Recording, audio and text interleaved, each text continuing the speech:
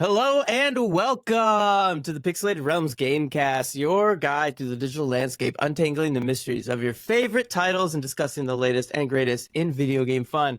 I'm your host, Alex Salerno, and alongside me is my brother Tyler and my good friend Dustin. Good morning. How's it going? What up, what Good up? morning. Hi. It is a bright and early day, and we have some video games to talk about. I think Welcome. you said disgusting.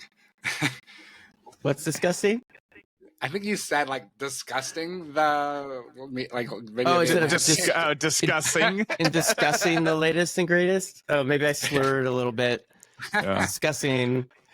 We are disgusting. Come on, I mean, that's host. just, Get your shit together. Jesus. it's not together. It's never together.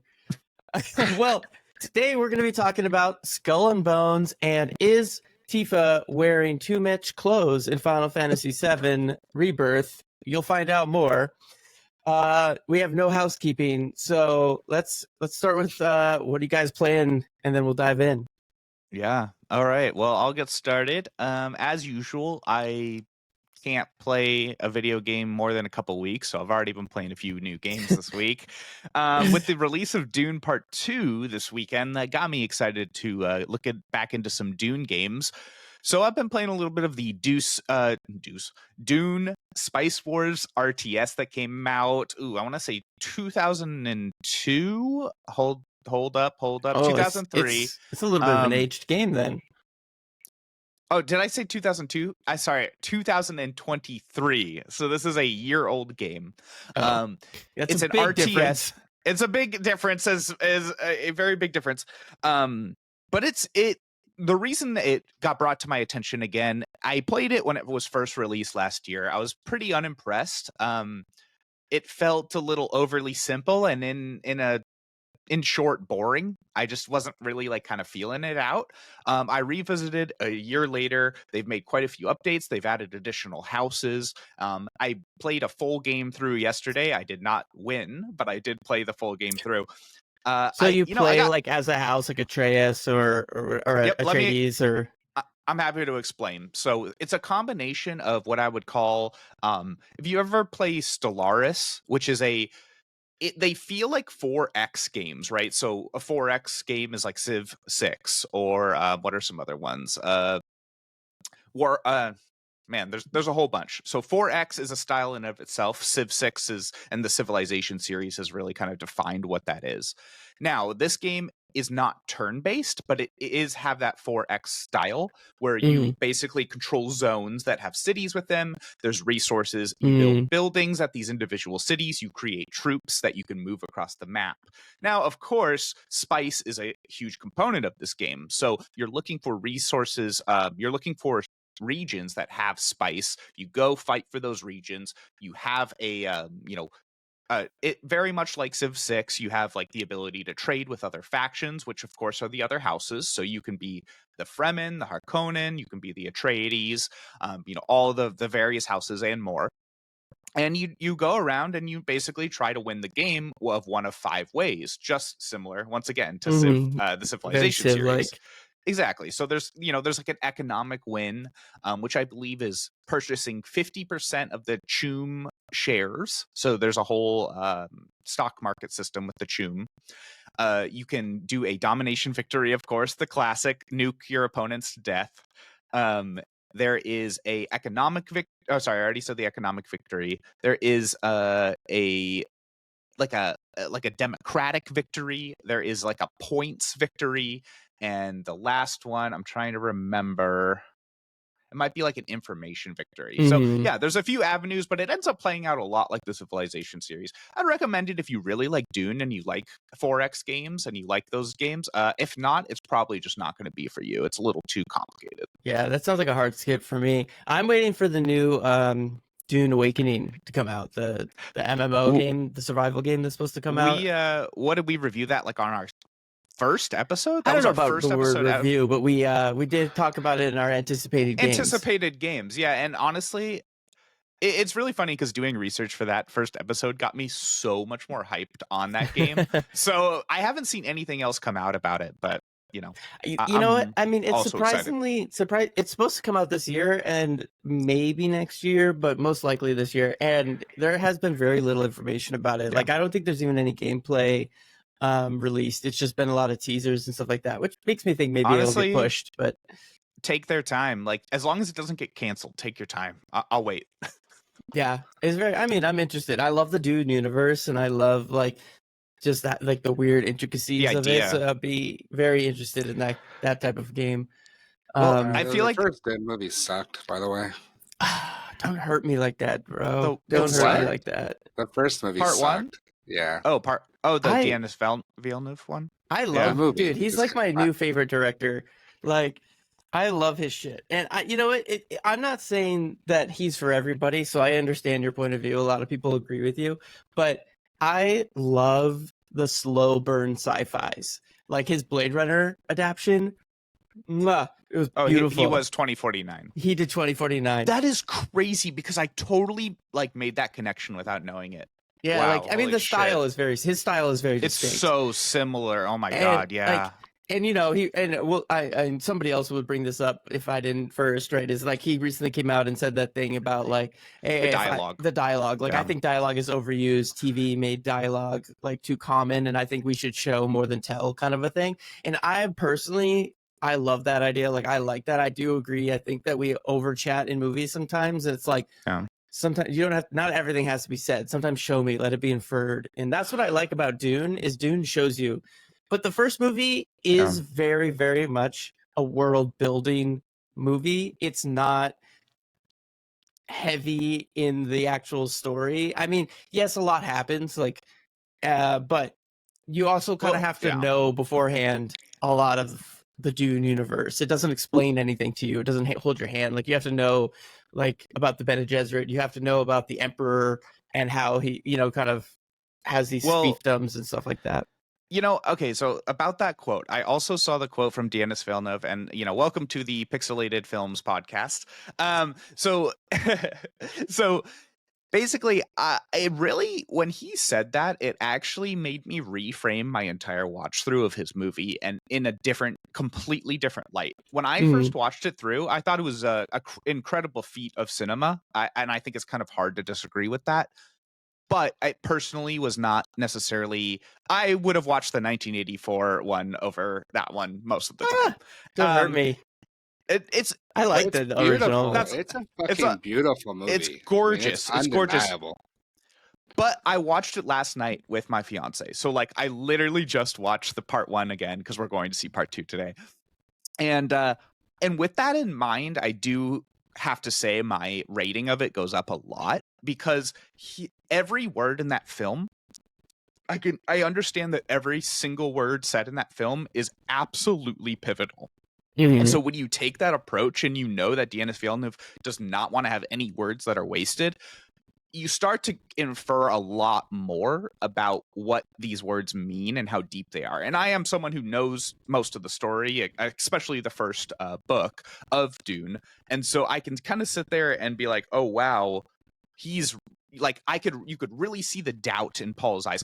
Actually, the last thing I'll share, and then we can move on to the rest of the episode. I just wanted to say, or, you know, we can move on to someone else talking here, is, you know, at the end of part 1, when he kills Jameis, basically the entire start of the movie is him very much realizing that he's this space messiah and being extremely conflicted about it because he's seeing the future and he's like, dude, I'm going to cause a holy war. This is effed up. Like I've been, you know, the Bene Gesserit created me. I'm a monster. This is crazy. But as soon as he kills Jameis, he decides that he is accepting the title of Messiah and he is resolute and moving forward. And it's very clear in the film when that happens. But he also, in the same breath, he also decides that he's changing his visions. Yeah. Right. Exactly. Because Jameis was his teacher in the visions. Yeah. So he's saying, like, I am creating my own path. Even though I have accepted the fact that I am going to be their savior, I'm doing it my way in a different way. But anyways, I would love to hear, Dustin, why you don't like that movie. Like, that's kind of how we started this. We kind of hijacked it. But like, I just, as someone who didn't know shit about Dune at all, like it was just boring. It's Yep, a Mhm. I boring understand. film, like a very slow burn. Like I was telling, I actually had this conversation with someone the other day who was like, "I'm gonna go see it on Saturday. I'm so excited." I'm like, "Why? Fucking boring movie." Like yeah, like, again, beautiful movie, but boring. And I told him I was like, for someone who doesn't know the franchise, it might be better to like 9 hour burst, like all three when they come out and just watch the whole story at Yeah, one time. And I'm hoping like Dune 2 kind of like picks up the action a little bit, and I think it will. But yeah, the first movie, very like, much so. like Very much I so. also like Oscar Isaacs. I was bummed that his character died. Yeah. Again, not knowing anything about as you guys already know, he's fucking gonna fight it, Yeah. And like for me, I'm like, oh man, Oscar Isaac, he's cool. Like I hope he like has a prominent role. Fucking dead. Yeah. Very Game of Thrones. I'm a very in the minority of I like Jason Momoa, and so I was like, fuck, dead. So I was like, oh, Yeah. man, two actors I really liked, both died. Or is he? As when we look at it, we think he's dead. You know, So yeah, I was like, fuck, two actors like died. Like it's pretty I'm sure slow, like he's dead. beautiful, but like fucking whatever. I'm never gonna watch this shit again. Yeah. I have a buddy who who isn't for lack of a better term, he's not a geek, and so he always jokes with me. He'd be like, "Hey, would I like Dune?" And I literally texted him yesterday. I go, "Probably not. Honestly, I think you would watch it. I think you would have no idea what's going on, and you'd get bored." And he was like, "Thank you," because I honestly can see that. If I read Dune, the first book, and I got to the end and I was like, I have no idea what I just read. I went to YouTube, of course. God bless the communities that love their respective crafts, because I went to YouTube, found 10 videos that all explained it in more detail than you could ever know. I read it again and I was like, okay, I think this is a really unique story. I actually love And the book. The book is fantastic. but it Very doesn't well written. hold your hand, and No, but that's what I really like about challenging. it. Yeah. I love books that you have to infer information. But it's a lot more challenging when the place we're inferring is so different than our own. You know what I I mean? mean, that's why you read fiction books. But yeah, I mean, I've heard about the second movie that you don't even have to really watch the first movie, is from what I've heard, and it's been getting like really, really high Rotten Tomato. It's been 100% 10 out of 10. Yeah, like I haven't 97, seen- 98, 99%. So like, I First think, one, like a 90, so. yeah. So Yeah. I mean, well, the first one got like an 80 something, but Yeah. oh, did it get higher than that? It's Well, like that because I thought it was reviewed pretty poorly because I was like, don't even like this fucking movie. What are you guys talking about? No, it was high 80s at least. Let's see. Okay, so it's 83 tomato meter and 90 audience. oh, okay, the audience, yeah. So I mean, I can see that, but I'm just saying, the second movie will probably be more your speed, because I think that the second one is going to explain a lot. The first one was supposed to be very ominous, very world building, very how it was, right? Like, so the second one's going to be a lot different. There's a lot of new characters they're going to introduce. There's going to be a lot of more pivotal plot points to the world. A lot more war. So anyways, I mean, it's not the Dune show, so we could probably wrap that up. But yeah, move on. It's 20 minutes in. I know.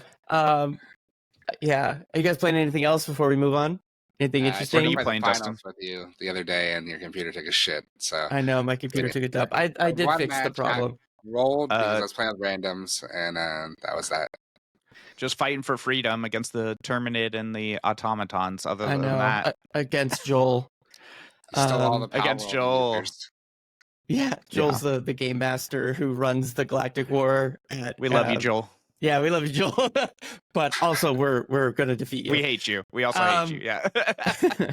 Yeah. No, but played a lot of Helldivers. I've been wrapping up Spider-Man, and then it's like I was talking about this the other day. I was like, since there's such a lull in like video games right now, I was like, oh my god, I have to take advantage of this time to like chip out my backlog, because you never get this. This is like such a rare opportunity where games aren't constantly coming out.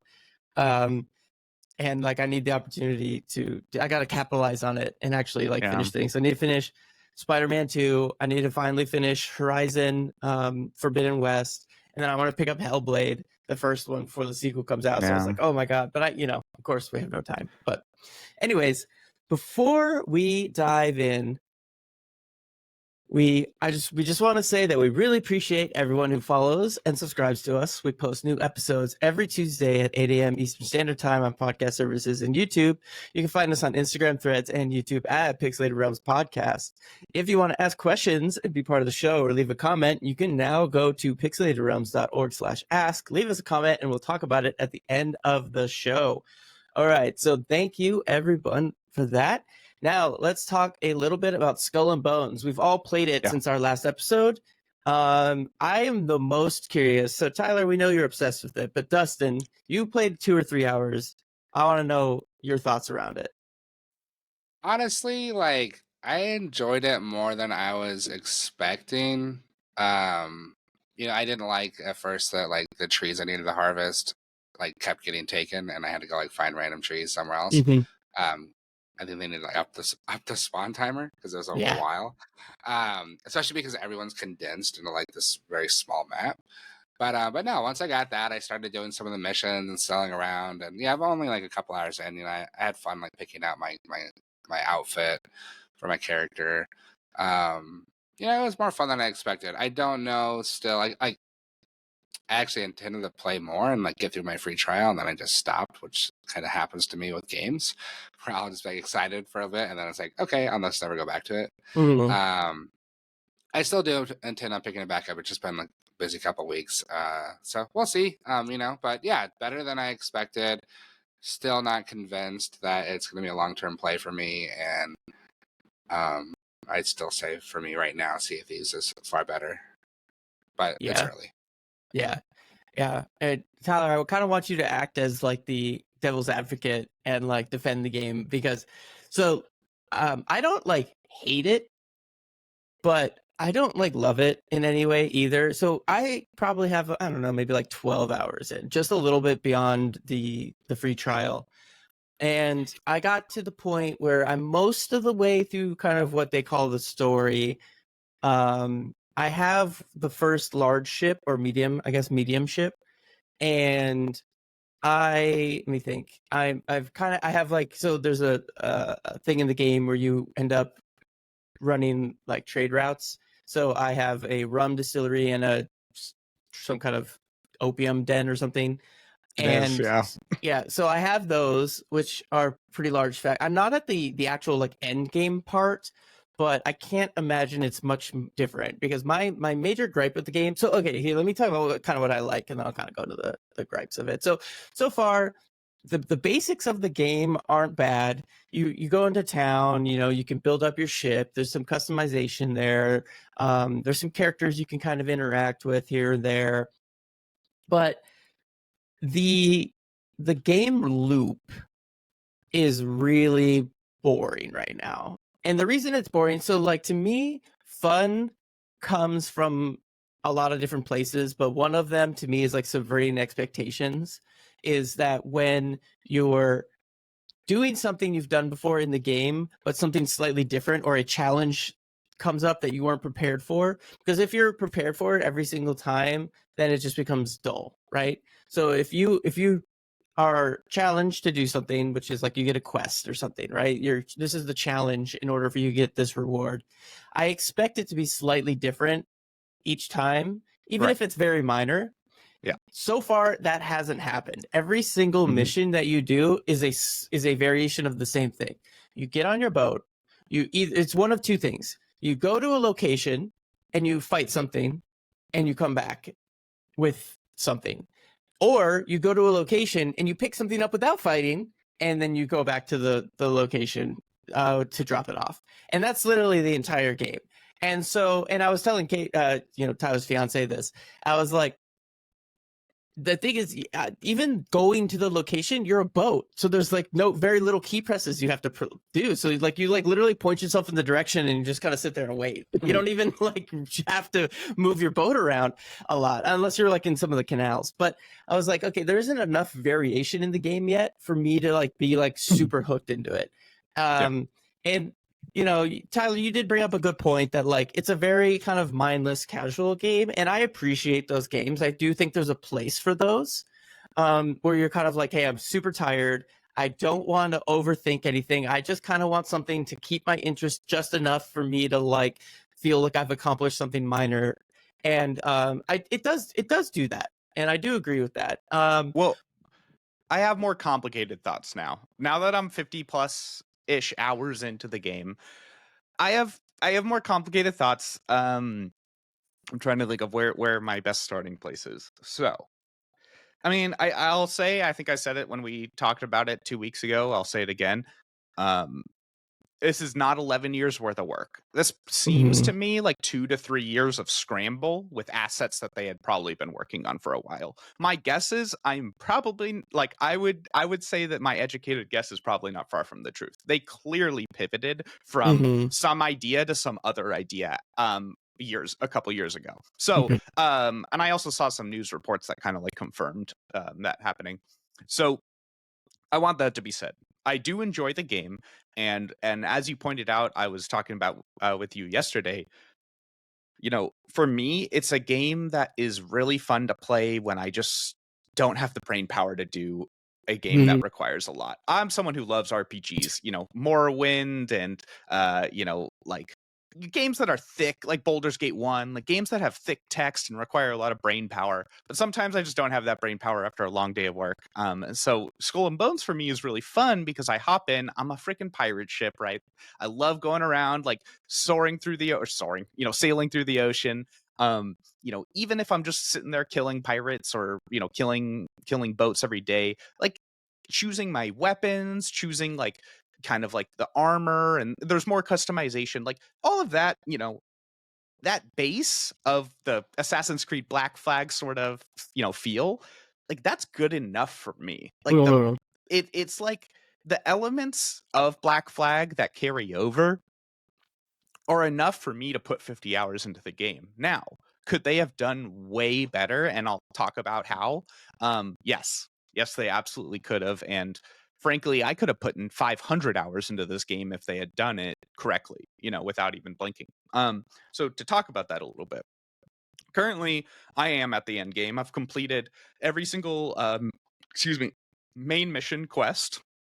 I've also explored all parts of the map. I have done, I'd say like 90% of the side quests. Those are the blue ones. So I've done a vast majority of those as well. I do the daily quests usually. I also have almost all of the manufactories in the East Indies unlocked. Or sorry, not the East Indies, but that first area, which might be the Red Isles. So I have a lot of the end game done. I have thousands of... I cannot believe they put a fucking opium den in this game. Like, it's literally an opium den, I mean, guys. you are a pirate. I know, but like, there's an opium pandemic, man. Like, and I don't know. It just feels You're not off smoking key it. to me. I know, but either way, so I'm producing thousands of pounds of fucking opium. I'm producing thousands of pounds of rum. I'm doing the missions where I can deliver these to people, and you can deliver them to your factories to increase their production speed. So I've built up enough of the I don't even remember, pieces of 8, that's what it is, the pieces of 8 currency to buy the $5,000 blueprint for the upgraded ships.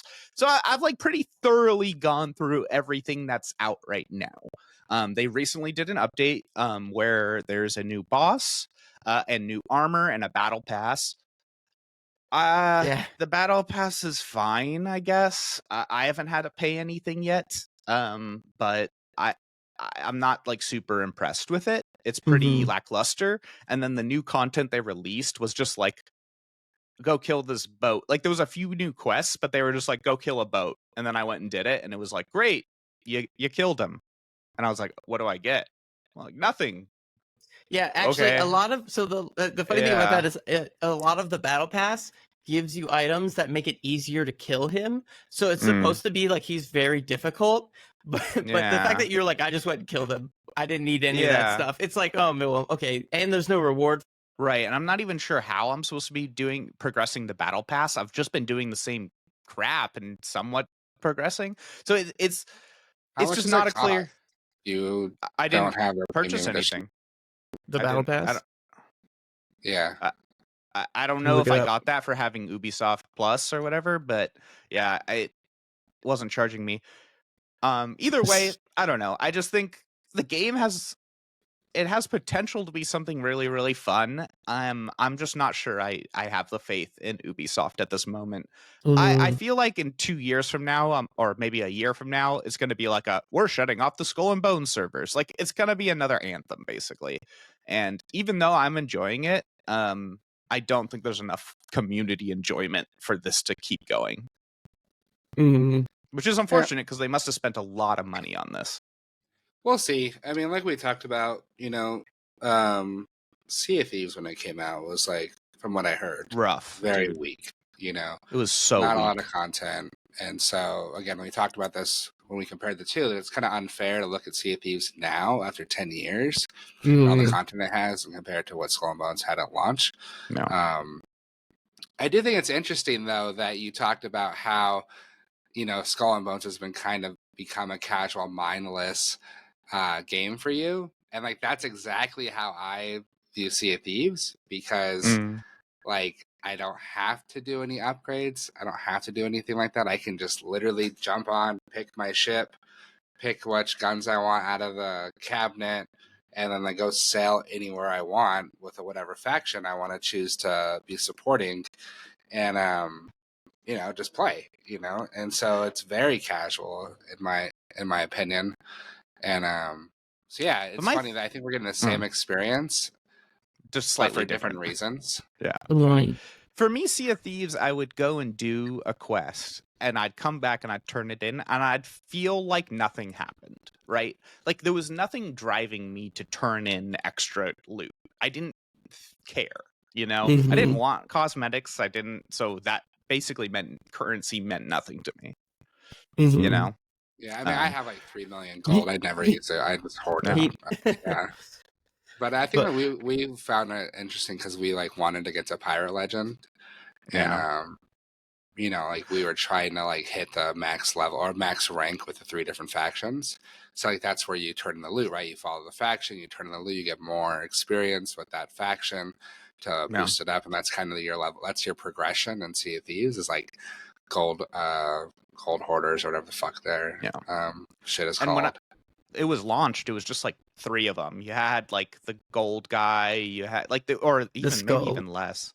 Yeah, the skull. So I don't know. My image of Sea of Thieves was heavily altered by my first play experience, and for years I did not want to go back because I was like, there's nothing they could do for me to be interested. It couldn't be more different now than when it the launched. only thing that brought me back was the Disney Pirates of the Caribbean stuff, and I played a little bit of that. But no, I've had other friends who again played it the same thing. Like played it early the first couple of years and didn't enjoy it, and I've told them, dude, it's so good now, and they're like, I gave it a shot. Like I don't want to go back, and I'm like, all right, definitely a game to play with friends. Yeah. I don't know if I'm going to continue. I mean, Skull and Bones is something maybe I'll pick up every now and again, but they really need to put in some alternative content and really need to expand the map. Yeah, they really need to work on it before it's embarrassing, honestly. Yeah, I mean, I cancel your Ubisoft subscription for a couple months and then come back if they add more content. That's what I was gonna do. Yeah. Honestly, exactly. I'm probably gonna let it go out and then I'll come back like 6 months and see what they got for me. Yeah. But as we're quickly running out of time here, let's talk about a little bit about Final Fantasy. We had hold on, I want to talk about something before we dive in. So the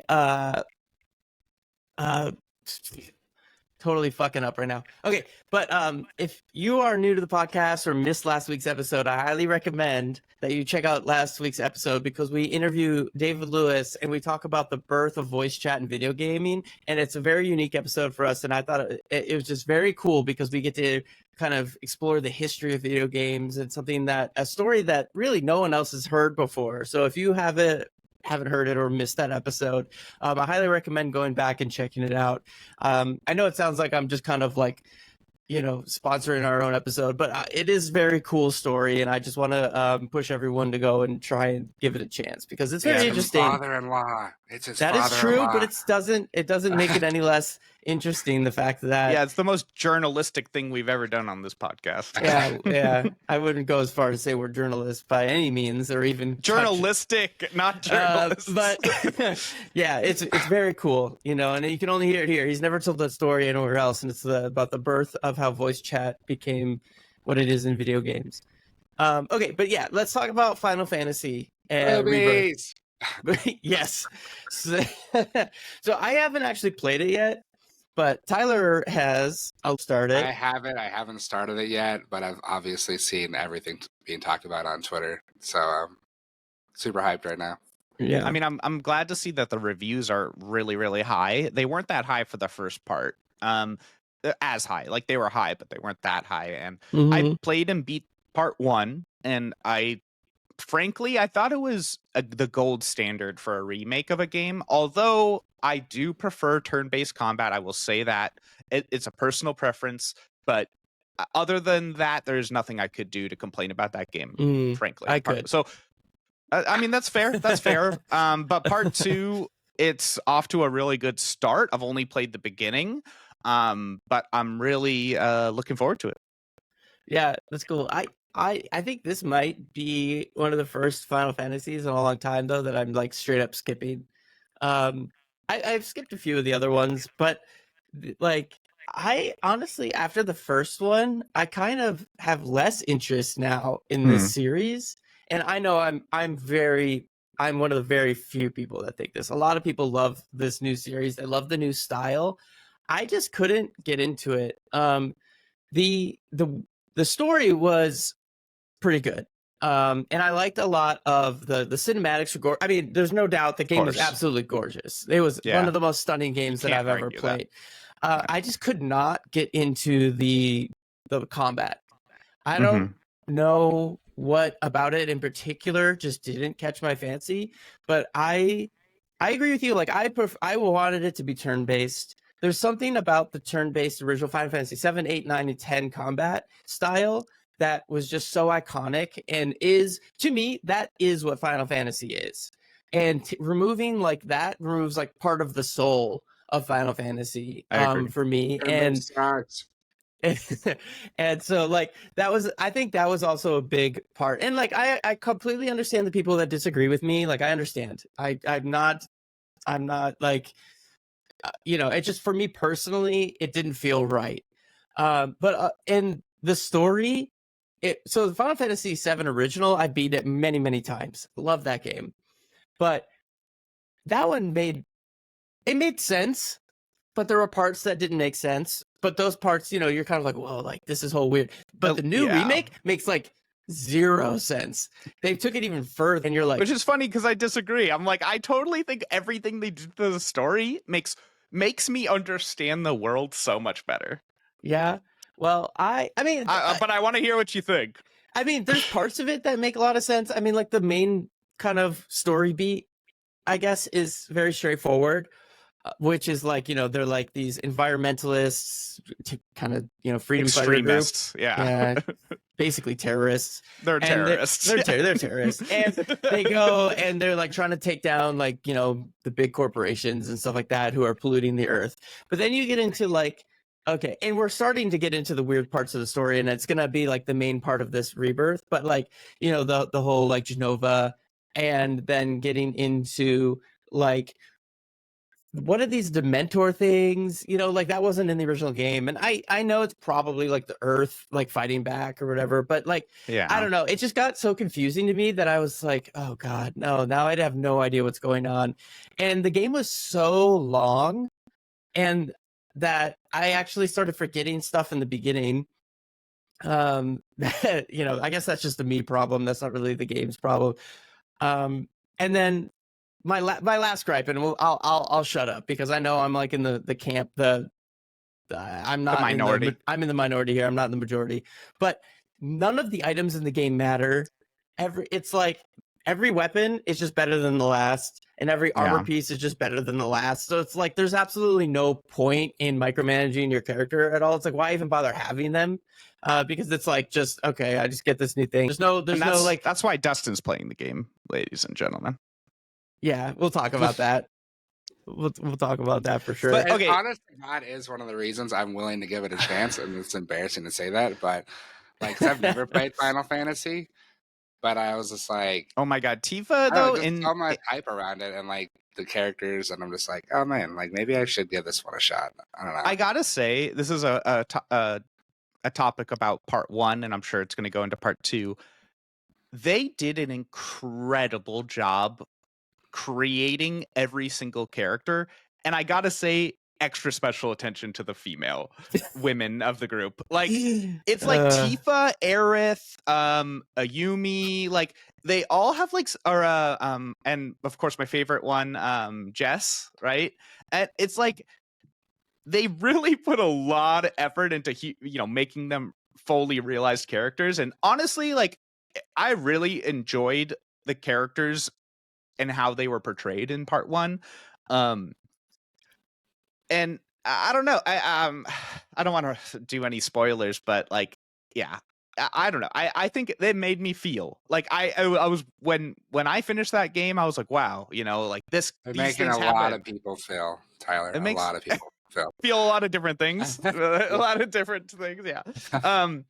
But I don't know. Tifa to me is the most underrated anime waifu character ever, although I know I don't know if I would go as far to say under. Yeah, but Cloud like doesn't appreciate her, so I guess maybe more like in the meta of the story, she's underrated. Well, I don't think she gets the credit she deserves because she's a video game character. You don't hear her next to the Namis and Robins or like Nezuko's or even Bulma's. Oh god, Nezuko's so recent. Square Enix is doing, but like she's super hype, and like the Demon Slayer women are really hype right now. But like you don't hear the video game characters get put alongside the anime waifus as much, But if you do, like you have like 2B, Tifa. Well, to be fair, before Tifa was just a bunch of polygons. You know what I mean? Just a bunch of polygons. Yeah. So like she hasn't had a long time. Was like polygon. We were creative back then. We were Tomb Raider, man. Yeah, Tomb Raider. Laura that's true. And she was just like. But Angelina Jolie made sure that wasn't the case. The 2002 movie of Tomb Raider made sure that. I honestly don't think they could have cast a better person. I actually think it was perfect. Like, I agree. I enjoyed the movie. I love how this movie. This is so like movie. We're having a whole movie episode. I think she like was pretty specific about getting that role. Like it was. But either way, I don't know. For me, I'm a huge Final Fantasy fan. I've beat a majority of the games. I think I've beat a majority of them pretty much.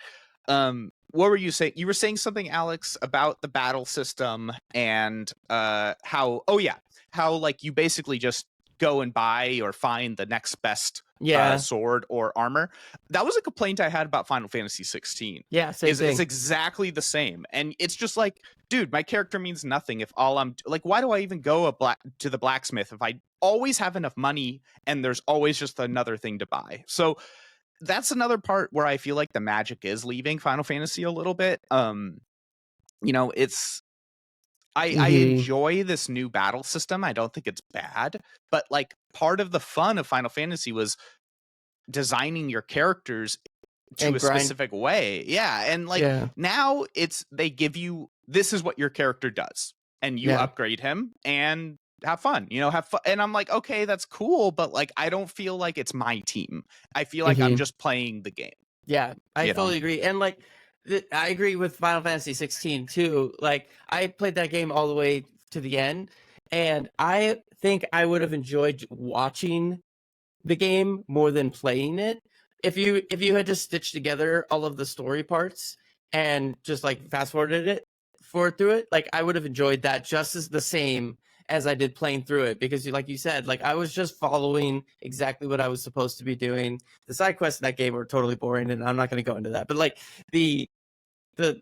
there was no variation, and I felt like that a lot of that in the Final Fantasy VII remake. Like I was just following the story. I was just following whatever. Yeah. And like I would have loved, like the story is amazing. Like I would totally watch this as like a movie or something, which I know there's like a bunch of movies and stuff, but like Advent Children and things. But like it's like I wanted this to be a video Give game. us agency. Yeah, we want more agency. And like, you know, I was telling you before, like I think Final Fantasy IX is the best Final Fantasy. And a lot of people I think agree with that. The thing that I like Final Fantasy VII. I do think it's slightly overrated just a little bit, but I do like it. And the thing about Final Fantasy IX that makes it so great is you can beeline the story, but you're going to be very weak. And if you want the best stuff, you have to make sure you have all the materia leveled up and the right materia leveled up, and that you need to go and find the right weapons, and you need to. In 9, there's no materia, but yes, not materia. Sorry, whatever they have. Power gems or whatever. It's been a while since I played that one, but like, yeah, whatever it is that, or no, each weapon has a power. That's what it is. So you need a series of them. Yeah, and so you have to unlock, and then once you unlock them, you permanently unlock them for your character. So you're like trying to use like a shittier weapon to unlock the power that it has. So there's like a lot of incentive to use a shittier weapon, which makes the game harder, but in the long run, you get this better power. So like, there's a lot of complex likeness to it. There's decisions that have to be made, right? You can't have it all. And that's the thing is now in the modern games, you do have it all. Everyone has, you know, and yeah, sure, there's still some hints of like in 16, you could build up your like skill points and purchase more powers. But I only had so many slots and there was so many summons that I didn't end up really, there was just abilities that did nothing, right? Or weren't effective. And there was abilities that I had to have. So I felt like I was trapped into making selections. And I thought it was an amazing cinematic game, both of these. But yeah, I don't feel like I had agency in choosing how my characters developed. All right, Dustin, we're going to our local expert now. Dustin. All right. Now, dude, it was honestly like kind of wild, like how much like conversation there was about it. And you know, I've worked with Japanese companies, you know, throughout my career, and like they definitely don't shy away from the fan service. And you know, it's funny because there's conversations about how will the US market kind of react to that in our today's culture, where, you know, like you see Riot Games, they've kind of scaled back like the character art to not be so like voluptuous with their female characters, you know, because they're trying to, you know, be more acceptable to like the broader audience, because you know, there's definitely people out there who don't like their characters being so sexualized, you know. So it's vastly different culture in that way of like what's acceptable in Japan, what's now becoming less acceptable here in the US. So it's like, how is that going to kind of impact the game? And I think like it's a really interesting case study with Tifa, where it's like, yeah, I'm sure there's people out there who are like, I can't believe they blew up Tifa's boobs. You know, makes them not want to play the game. But I mean, like, you couldn't buy the amount of conversation that was happening about this game last week because of that specific thing. You know, I mean, like, it didn't matter. Like, games journalists, everybody were making comments about it. Like, I never left the beach. You know, you know. So I mean, like, it brought a ton of attention to the game. It's going to attract an audience, and I don't think, you know, I think it can only be good. Basically, is what I'm coming. Like my conclusion for like how at least it worked for Final Fantasy VII Rebirth. Like it brought a ton of attention. Like I said, cost millions of dollars in marketing to get the amount of conversation that was happening about this game. And I think it probably brought in a lot of players that might have been skeptical or never played, like myself. You know, so yeah, it was really interesting to see unfold. It's interesting. It's like, too, I think they know their player base. Like, I feel like the overlap between people who like anime and the people who like Final Fantasy is probably pretty large. And the people who like those things like the fan service things generally. I'm making some assumptions here, but I think they know their player base. And it's interesting too, because when the first one came out, there was, people online and, like Reddit and stuff were like, oh my God, they made Tifa ugly, or, they made her boobs too small, or all this stuff, which is like wild to think. That's because wild. none of those are, at this point, they're almost like, though, because somebody came out from Square or was making the game and said they brought Tifa's boob size back to what it used to be, and they actually did reduce it for maybe it was on the remake. So they just brought her back to what it used to be for this I game see. because of the community response. Interesting. They did nerf So her. They did nerf her. the players complained enough, and they did what they needed to do, I guess. But and then of course, all of the like promo shots are. It's not even just in the game. Like going to E3 and different gaming events, the Japanese companies are notorious for hiring what is the industry term is booth babes, and like it would be like very attractive women wearing like clothing that was very revealing. I mean, I remember being at a PlayStation event at Anaheim Convention Center, like shit, I don't know, like 2018, and it was when that fighter jet game was out.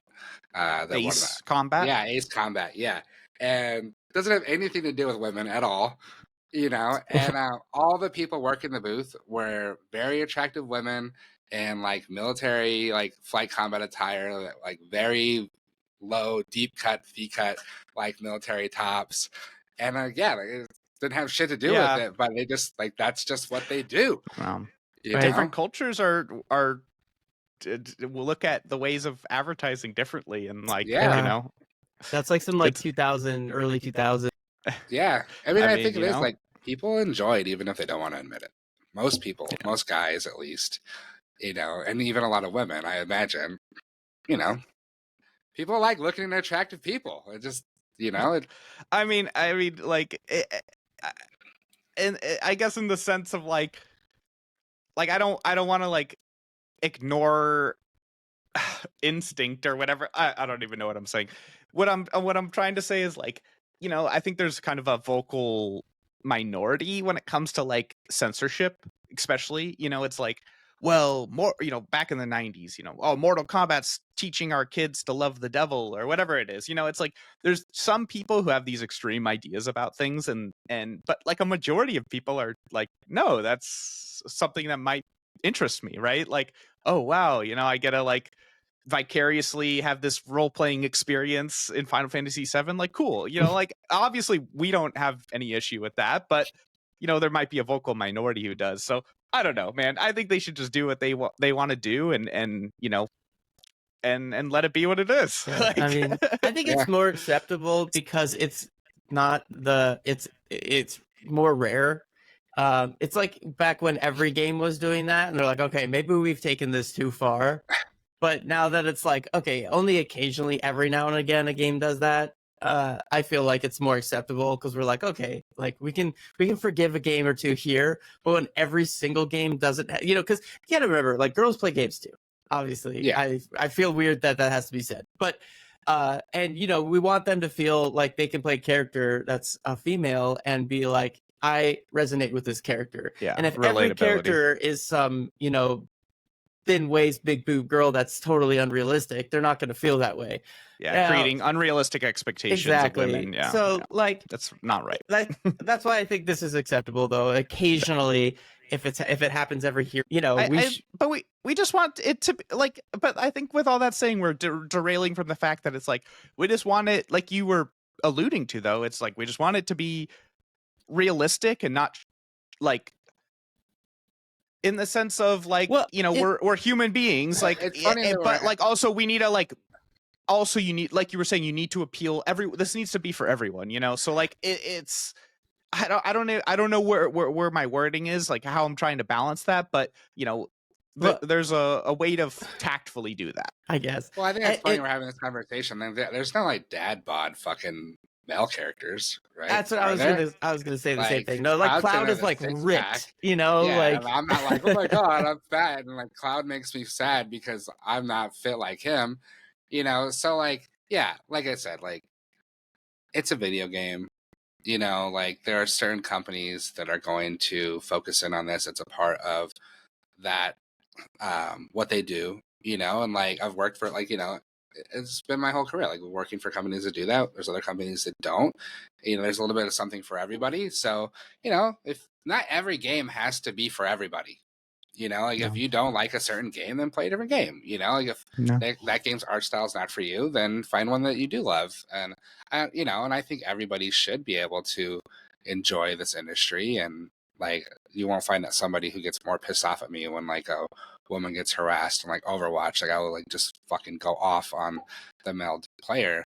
Yeah, that's you know, ridiculous. but like, yeah, you know, like I don't have any problem, frankly, with like if a company wants to make over sexualize some of their characters once in a while.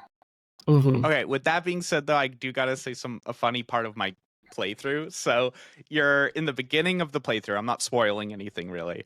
You're playing as Cloud telling a story of his past, and you're in your hometown, and so you're telling everyone the story, and you go into Tifa's house, and Tifa's like, "You went into my house?" And he's like, "Yeah." And then you can go up to her room and you can go into her closet, and they all go, "Wait, you went into my closet?" And then you have a chance to like not go into her closet or like say fuck it and go into the closet.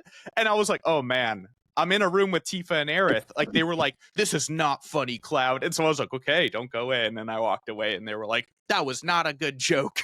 They get really mad at you. Yeah, it was a funny That's pretty little funny. note in the game. That's pretty good. Well, I think that's a good spot for us to close out. So thank you everybody for listening. Don't forget to follow or subscribe to be notified when we post new episodes. We post new episodes every Tuesday at 8 a.m. Eastern Standard Time on podcast services and YouTube. Sometimes we post on YouTube a little bit earlier, but See you guys next